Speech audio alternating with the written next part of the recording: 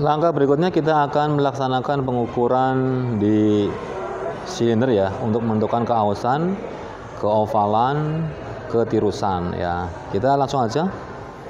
Kita dengan beberapa alat ya, ada silinder, ada stand mikrometer, berikutnya ada jangka sorong, ada mikrometer, dan yang paling utama di sini ada silinder bore gig ya.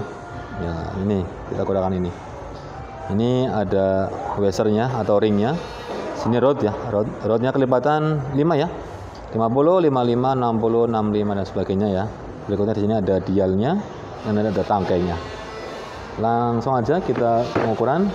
Yang pertama kita ukur diameter dalam menggunakan jangka sorong ya.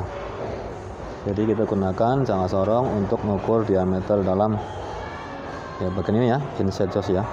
Kita ukur. Nah ini ya, ini ada bidang kerja ya. Kalau kita ngukur satu aja ya, berarti untuk bidang kerja di sini berarti kita ngukur di sini ya. Kalau ngukur diameter dalam diameter dalam ini silinder. Tapi kalau kita menentukan keausan ketirusan ya semua kita ukur ya, baik yang arah sini ataupun yang arah ke sinang seperti itu. Lanjut kita ukur diameter dalam menggunakan jangka sorong seperti ini. Kemudian kita baca aja, nggak usah kencang-kencang ya pengencangannya, baca aja hasilnya. Di sini tercatat atau terbaca hasil ukurnya adalah 49,58 ya, oke. Tercatat 49,58. Kita ambil jangka sorong yang kita tulis ya. Jangka sorong itu 49,58. Oke. Nah, pembacaan jangka sorong ini sebagai acuan kita untuk merakit bore gig ya, atau bore gig. Di bore gig di rod sama washernya atau rod ini adalah kelipatan 5 ya. Kelipatan 5, 50, 55, 60 dan seterusnya. Washernya adalah 0,05, 0,5, 1, 2 dan 3 mm.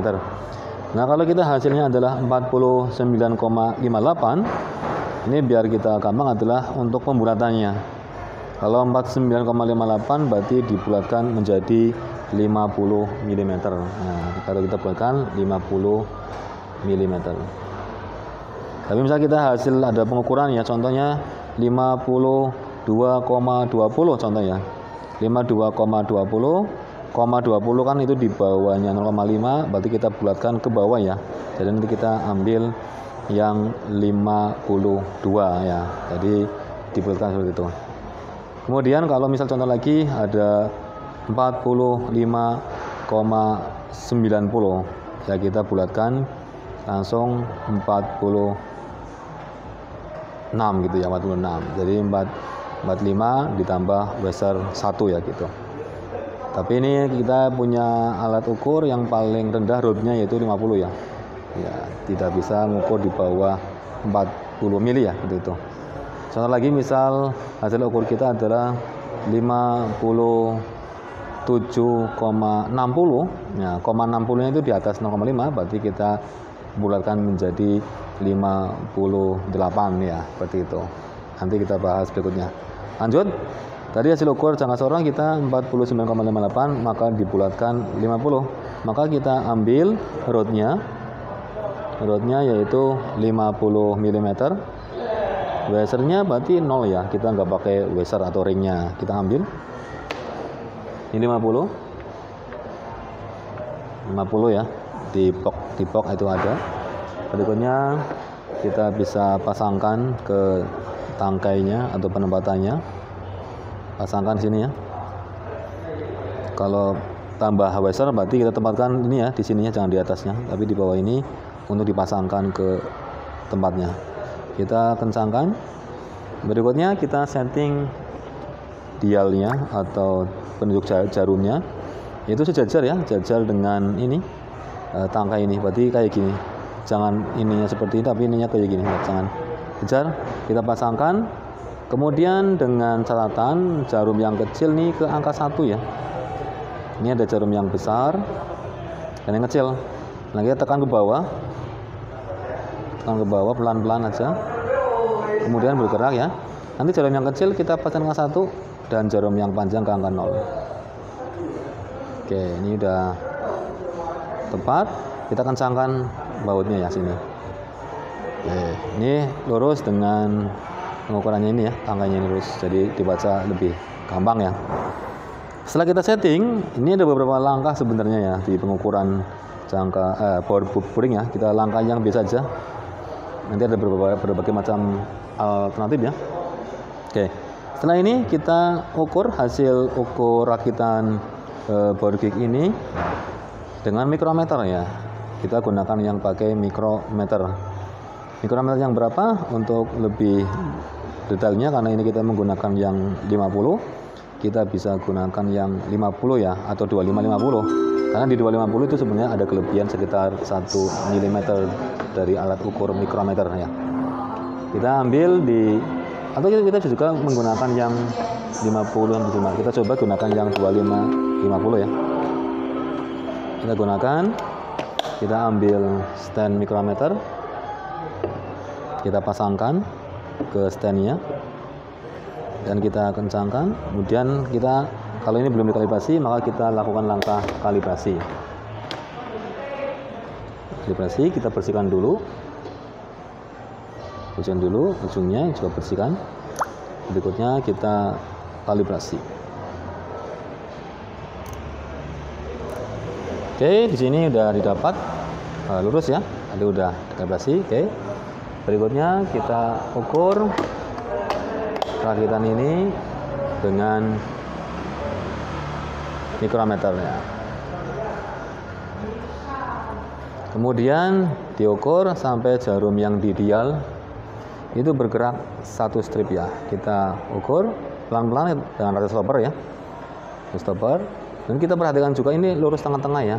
Kita lihat juga di jarumnya itu bergerak 1 strip aja ya. Oke, udah terlalu panjang, kita lagi.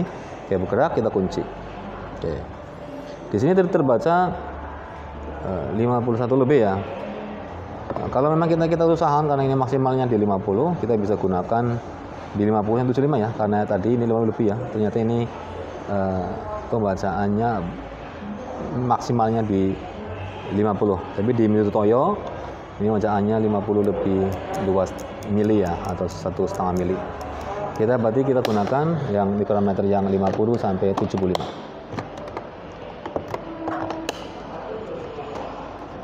Ini sudah dikalibrasi, kita pasangkan.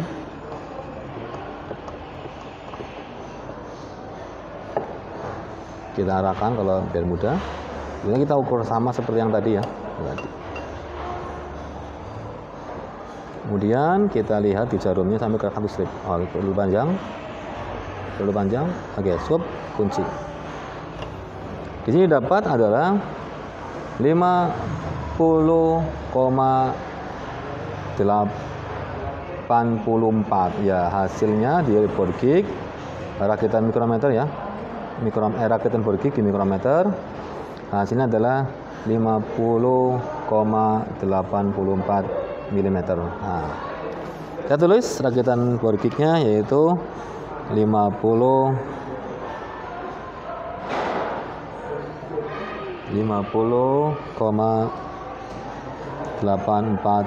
mm ya. Berikutnya kita ukur silindernya dengan menggunakan power gig ya. Kita ukur silinder. Yang pertama kita ambil ini, misal ini X, ini Y ya. X1, X2, X3, bergeraknya jarumnya berapa? Contohnya kita lihat ini. Masukkan ke X dulu ya. Nah, X ini bergeser. Nah, kita coba miringkan ya biar terbaca. Ini di maksimalnya, yang paling maksimal ya. Ini bentar ya.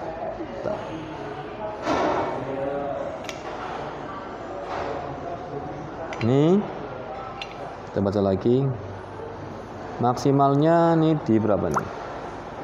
86, berarti 0,86. Berarti X1 0,86, yang tengah-tengahnya. X2-nya 0,86, X3-nya 0,86, sama nih ya.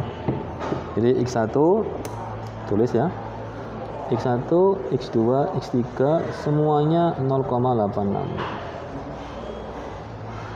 Sekarang Y1, Y2, Y3. Dari yang sini berarti kita miringkan ke sini ya. Oke, kita miringkan.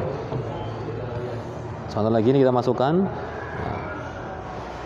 Di sini tertulis 0,86 tengahnya, 0,86 bawahnya 0,86. Oke. Sama ya berarti ini ya, karena ini kita gunakan boring yang masih baru ya. 0,86, 0,86, 0,86. Oke. Ini hasil dari pengukuran kita di boring ya. Setelah ini sudah berarti pengukuran menggunakan bore gig sudah selesai ya. Sekarang kita akan menghitung berapa keovalan, ketirusan dan sebagainya. Sekarang kita bahas langsung aja. Yang pertama kita hitung yaitu ketirusan ya, tirusan X terbesar kurangi X terkecil. X terbesar 0,86, kecil 0,6 ya. Berarti jawabannya adalah tirusannya yang X 0 ya. Y-nya juga sama, Y-nya berarti 0 ya, Y-nya 0. Nah, kemudian kalau ke ovalan berarti X1 kurangi Y1. Ini sama 0,86 berarti 0. X2 kurangi Y2, ini sama semuanya berarti 0. X3 0,86 kurangi 0,86 X Y3 sama dengan 0. Berarti tirusnya 0, ovalnya adalah 0 ya. Tapi nanti kalau ada dapat yang terbesar, berarti misalnya tirus yang terbesar ambil yang terbesar, oval terbesar ambil yang terbesar, seperti itu ya. Berikutnya kita akan mengukur keausan ya, keausan. Keausan diambil dari mana nih? Keausan diambil dari hasil pengukuran mikrometer tadi yang baru diukur. Jadi yang didapat adalah 50,84. Kemudian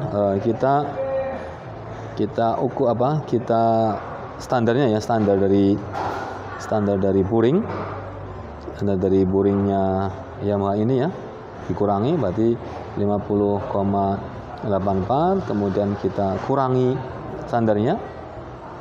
Contoh ya, berarti mikrometer itu 50,84, kemudian standarnya sekitar 50 ya, 50 00. Kemudian diambil yang terkecil ya dari pengukuran bore gig yang terkecil yaitu 0,86 gitu. Ya, maka didapatkan 50,84 kurangi 50 berarti 0,84 kurangi 0,86 ya. Hasilnya adalah 0,02 ya. Ya, jadi sangat presisi ya. Ini berarti 0,02 itu sangat presisi, sangat tipis sekali ya. Ya, 0,02. Jadi masih sangat bagus karena ini masih baru ya. Belum ada keausan yang sangat berarti. Karena keausan yang dapat kita simpulkan over adalah lebih dari 0,20. Ini kan 0,02, sangat tipis sekali. Berikutnya ini berarti masih standar untuk oversize-nya, nggak ada masalah ya, nggak ada masalah. Oke, berarti untuk pengukuran ini sudah selesai ya. Nah, seperti itulah untuk pengukuran di boring ya atau di silinder. Terima kasih, semoga dapat dipahami dengan baik.